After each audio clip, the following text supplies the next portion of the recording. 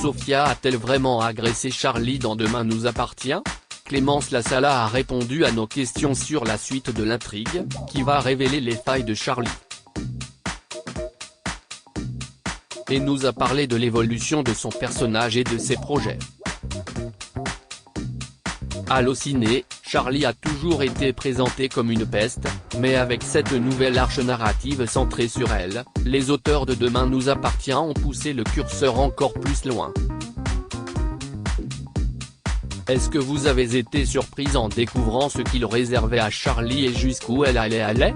Clémence Lassala: oui, complètement, parce que je me disais qu'à un moment donné ça allait peut-être s'arrêter, rire.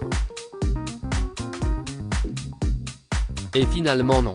J'ai été agréablement surprise de voir que les auteurs souhaitaient continuer dans cette direction avec Charlie. C'est un vrai personnage de peste. Elle ne fait pas genre. C'est quelqu'un qui va au bout de ses idées. Le personnage a vraiment été approfondi, donc je suis ravi. Les comédiens disent souvent que c'est assez jouissif de jouer des méchants. Vous confirmez? Bien sûr. J'attends toujours avec impatience de découvrir les textes pour savoir quelle crasse Charlie va encore faire, rire. Je m'éclate vraiment à l'incarner. Je crois que la peste c'est un peu mon rôle de prédilection, rire. Pour l'instant vous avez finalement eu peu de scènes à l'écran depuis le début de l'arche car Charlie est dans le coma.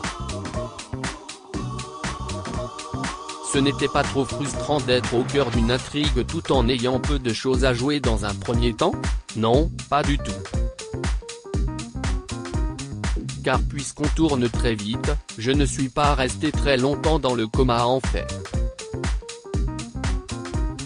Et puis même quand Charlie est dans le coma, il se passe des choses autour, donc ça me permet d'en savoir plus sur les personnages qui gravitent autour. Ce qui m'aide moi après pour savoir qui aime bien Charlie et qui ne l'aime pas. Et puis cette intrigue m'a permis d'interagir avec d'autres personnages et de jouer avec des comédiens avec qui je n'avais jamais encore trop joué.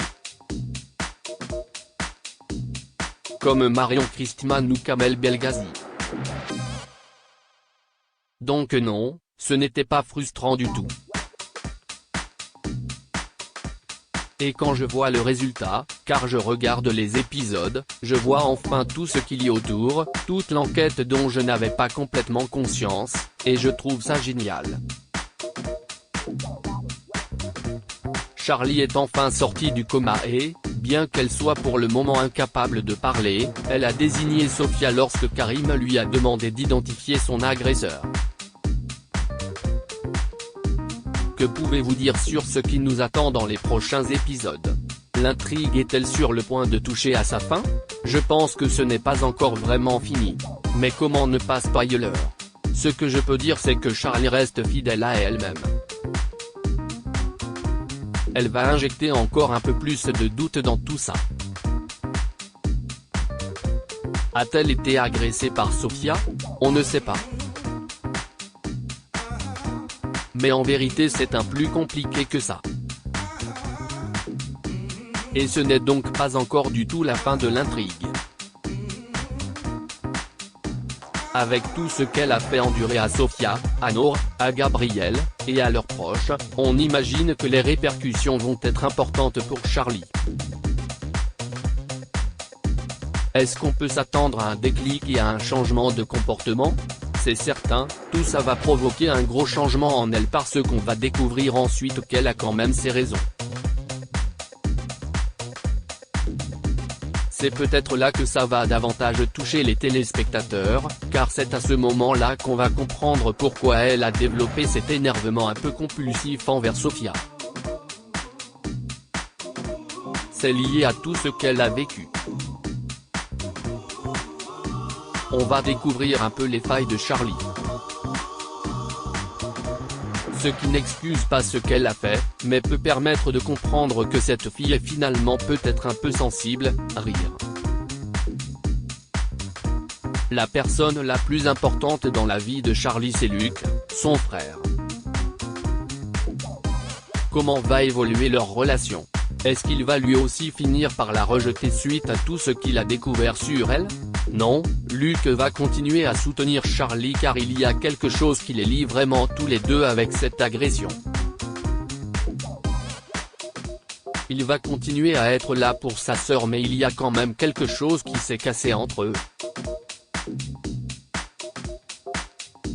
Donc Luke va prendre un peu plus son indépendance, et ça va faire de la peine à Charlie. Ils ne vont plus vraiment être le binôme frère-sœur que l'on connaissait, toujours là l'un pour l'autre. Luke va se détacher de sa sœur. Est-ce que ça a tout de suite bien matché entre Martin Daquin, l'interprète de Luke, et vous sur le tournage? Ah oui, vraiment.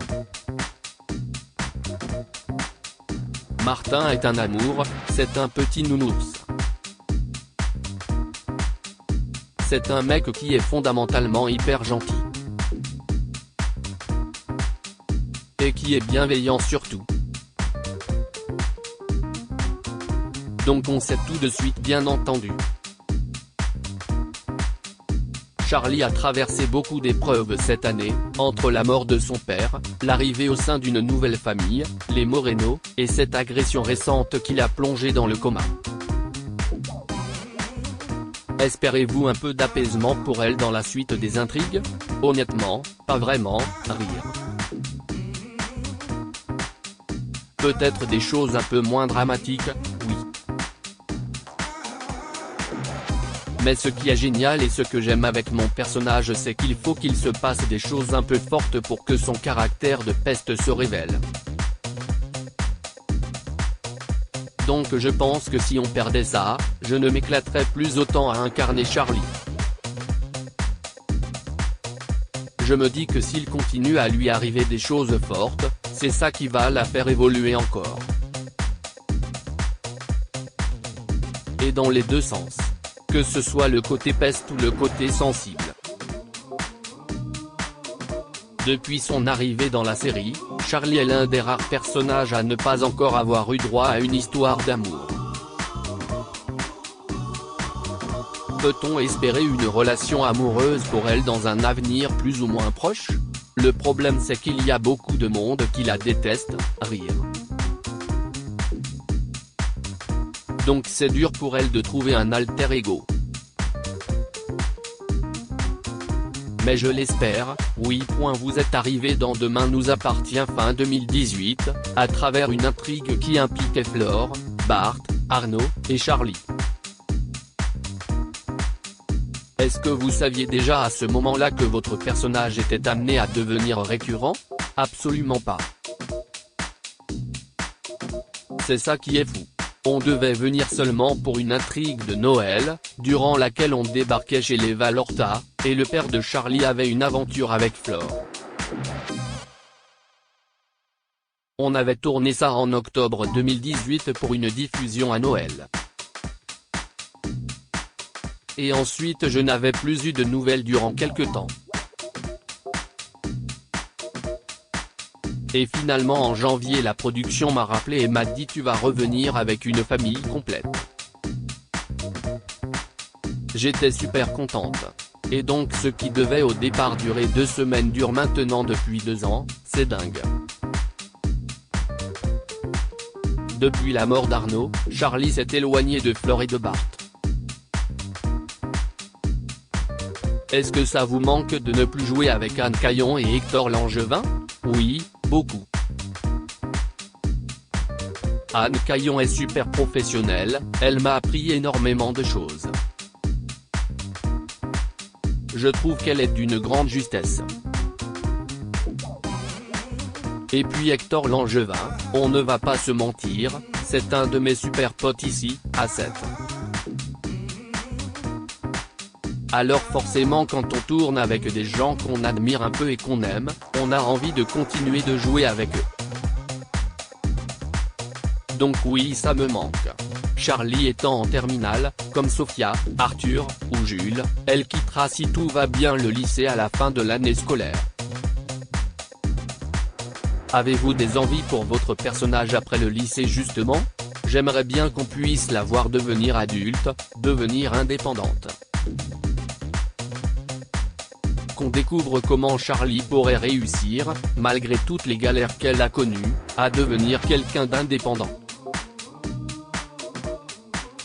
Et pourquoi pas devenir plus mature? Ce qui pourrait s'accompagner d'un changement de caractère.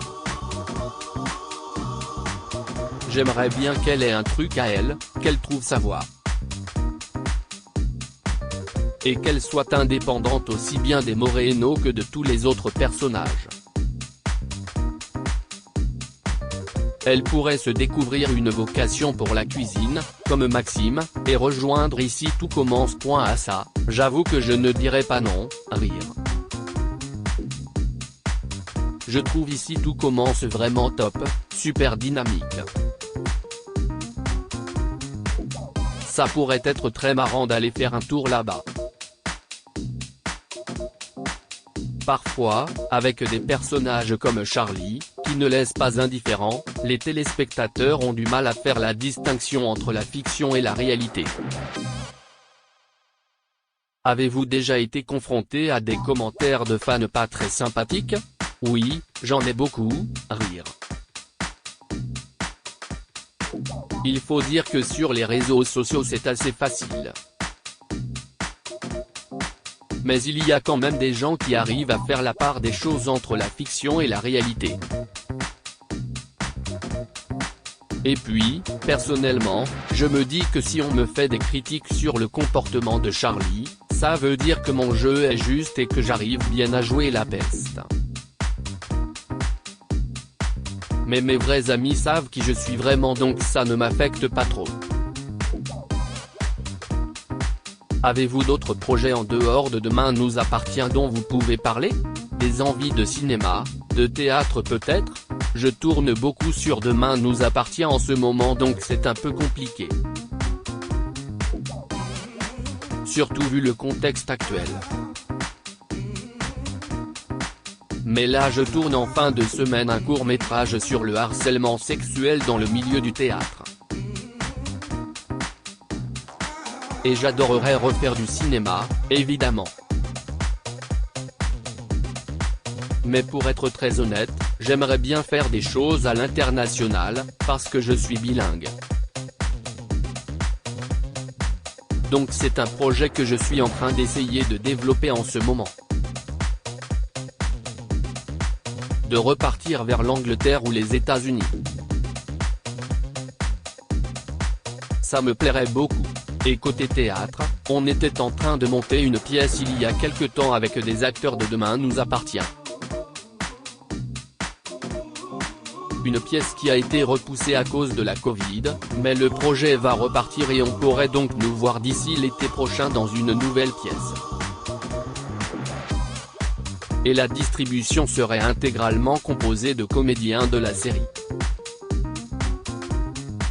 Propos recueillis le 26 novembre 2020 par téléphone.